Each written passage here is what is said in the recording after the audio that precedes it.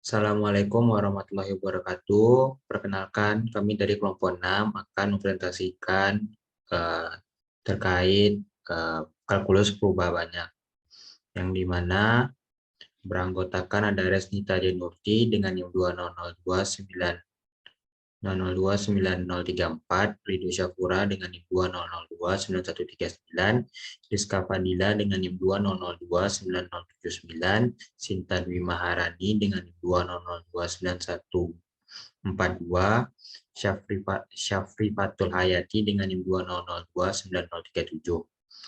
Di sini kami akan menjelaskan tentang penerapan kalkulus perubahan banyak dalam kehidupan sehari-hari, di mana di sini ada dua topik yang akan kami bahas. Yang pertama adalah penerapan kalkulus perubahan banyak dalam kehidupan sehari-hari dan contoh permasalahan yang berkaitan dengan kalkulus perubahan banyak.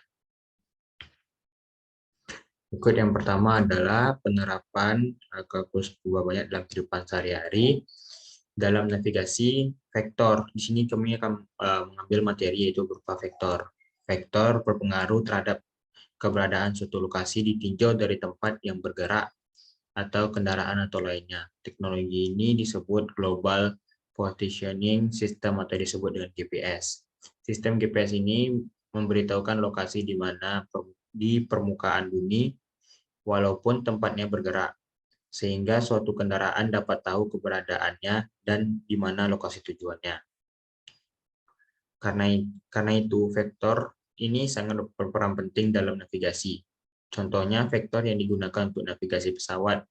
Semua pesawat dilengkapi dengan sistem navigasi agar pesawat tidak tersesat dalam melakukan penerbangan. Baik, untuk penjelasan selanjutnya akan dijelaskan oleh Syafri Fatul Hayati. Kepada Ati dipersilakan.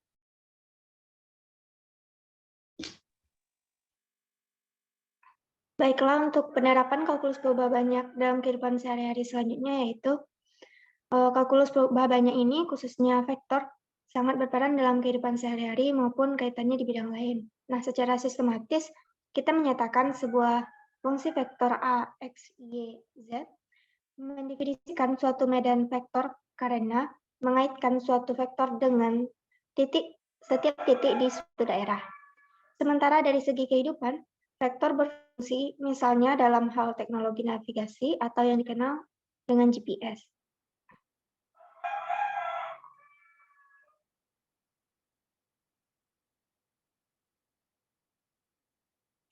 Nah, contoh lain dari penerapan vektor dalam kehidupan sehari ini yaitu saat perahu menyeberangi sungai, maka kecepatan perahu yang sebenarnya merupakan kecepatan gerak perahu dan kecepatan air.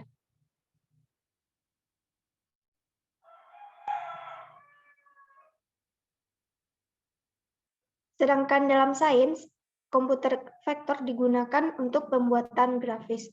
Nah, grafis itu adalah gambar yang tersusun dari koordinat-koordinat. Dengan demikian, sumber gambar yang muncul pada layar monitor komputer terdiri atas titik-titik yang mempunyai nilai koordinat. Nah, layar monitor tersebut berfungsi sebagai sumbu koordinat X dan Y. Grafis vektor adalah objek gambar yang dibentuk melalui kombinasi titik-titik dan garis dengan menggunakan rumusan matematika tertentu. Nah, contoh software yang menggunakan vektor ini adalah CorelDRAW dan Adobe Illustrator, di mana digunakan untuk desain vektor. Selanjutnya, saya kembalikan kepada moderator. Baik, terima kasih kepada Ati atas penjelasannya. Baik, untuk contoh penerapannya dalam kehidupan sehari-hari, yang pertama akan dijelaskan atau disampaikan oleh Sinta Dwi Maharani. Kepada Sinta dipersilakan. Baik, selanjutnya untuk contoh permasalahan yang berkaitan dengan kalkulus perubahan banyak, yang pertama yaitu suatu perahu akan menyeberangi sungai dengan kecepatan 3 meter per sekon dengan membentuk sudut 60 derajat terhadap arus sungai yang mengalir dengan kecepatan 4 meter per sekon. Untuk sampai ke seberang sungai, perahu tersebut memerlukan waktu tempuh 10 detik. Berapakah jarak tempuh perahu sampai ke seberang? Untuk penyelesaian, diketahui V perahu yaitu 3 meter per sekon. Untuk V arus sama dengan 4 meter per sekon dan alfa untuk sudutnya yaitu 60 derajat dan untuk waktu 10 sekon.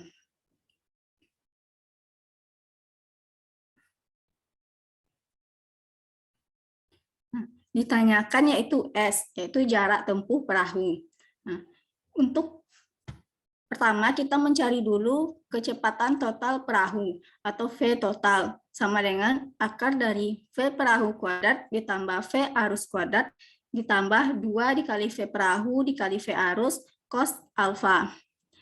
Sehingga V total sama dengan akar dari 3 kuadrat ditambah 4 kuadrat ditambah 2 dikali 3 dikali 4 dikali cos 60 derajat. Sama dengan akar dari 9 ditambah 16 ditambah 12. Maka V total yaitu akar dari 37 sama dengan 6,08. Setelah didapatkan V total, maka kita akan mencari jarak yaitu S sama dengan V dikali T. Maka V-nya 6,08 dikali waktu 10 sama dengan 60,8. Jadi jarak yang ditempuh perahu sampai ke seberang adalah 60,8 meter. Baik, sekian dari saya kembalikan kepada moderator. Baik, terima kasih Sinta atas penjelasannya. Selanjutnya akan dijelaskan oleh Rizka Fadila. Kepada Rizka, silakan. Baiklah, terima kasih moderator atas kesempatannya. Selanjutnya itu contoh kedua mengenai permasalahan kalkulus ubah banyak dalam kehidupan sehari-hari. Di sini seseorang meluncurkan perahu dari suatu sungai lurus dan ingin mendarat langsung di titik seberang sungai. Nah, jika kecepatan perahu atau relatif terhadap air adalah 10 km per jam dan sungai mengalir ke timur dengan kecepatan 5 km per jam, ke arah mana perahu harus menuju untuk tiba di titik pendaratan yang diinginkan. Bisa dilihat pada gambar di bawah ini. Nah, untuk penyelesaiannya, kita misalkan titik O sebagai pusat posisi awal perahu. Nah, vektor U dan V masing-masing mewakili kecepatan sungai dan kecepatan perahu. Nah, ini U-nya adalah 5I. Nah, karena kecepatan perahunya 10 km per jam, sehingga panjang dari vektor V itu adalah 10, dan vektor V-nya adalah 10 cos theta I ditambah 10 sin theta J, di mana theta ini adalah sudut arah yang diinginkan. Nah, untuk mencari arah kapal yang sebenarnya itu menggunakan rumus W sama dengan U ditambah V. Nah, di mana U-nya tadi 5I, V-nya 10 cos theta I ditambah 10 sin theta J, jadi W sama dengan 5 ditambah 10 cos theta I ditambah 10 sin theta J. Nah, karena perahu mendarat di suatu titik tepat di seberang sungai, maka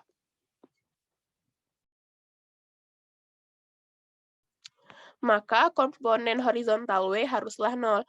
Jadinya 5 ditambah 10 cos theta itu sama dengan 0, dan cos theta sama dengan negatif setengah, maka kita dapatkan theta-nya adalah 120 derajat. Jadi perahu tersebut harus diarahkan ke arah theta sebanyak 120 derajat. Mungkin sekian dari saya kembalikan kepada moderator. Baik, terima kasih Rizka atas penjelasannya. Selanjutnya akan dijelaskan oleh Resnita. Kepada Resnita dipersilakan. Baiklah, terima kasih sebelumnya kepada Ridho. Selanjutnya untuk soal nomor 3 mengenai soal vektor dalam kehidupan sehari-hari, yaitu seorang pilot mencoba mempertahankan arah pesawat ke sebuah bandara di sebelah barat. Laju pesawat terhadap udara yaitu 600 mil per jam. Jika angin tertiup dengan kecepatan 100 mil per jam, dengan arah membentuk sudut 40 derajat diukur dari selatan ke barat. Nah, kemanakah moncong pesawat harus diarahkan? Berapa laju pesawat relatif terhadap tanah? Nah, untuk penyelesaiannya, dari soal tersebut kita dapat menggambarkan vektornya seperti gambar di bawah ini.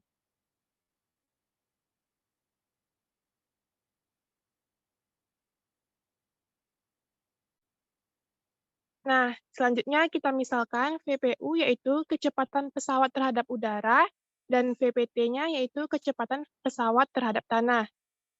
Dengan menggunakan aturan sinus, kita memperoleh tetanya yaitu VPU per sin 50 derajat sama dengan VPT per sin theta. Di mana VPU tadi 600 dan sin 5 per sin 50 derajat sama dengan 100 per sin theta. Dan kita peroleh tetanya itu 7,33 derajat. Jadi kita dapat moncat itu diarahkan sebesar 7,3 terhadap tanah adalah laju pesawat relatif terhadap tanah adalah VPT-nya kita cari yaitu akar dari VPU kuadrat ditambah VPT kuadrat ditambah 2 VPU V angin dikali cos 50 derajat ditambah theta. Jadi kita peroleh kecepatan pesawat terhadap tanahnya yaitu akar dari 600 kuadrat ditambah 100 kuadrat ditambah 2.600 dikali 100 dikali cos 57,33 derajat. Nah, jadi diperoleh kecepatan pesawat terhadap tanah adalah 659,375 km per jam.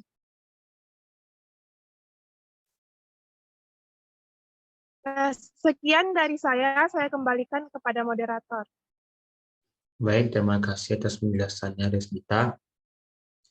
Baik, sekian presentasi dari kami.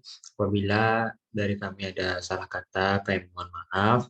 Kami akhiri, wabillahi taufiq wal hidayah. Wassalamualaikum warahmatullahi wabarakatuh.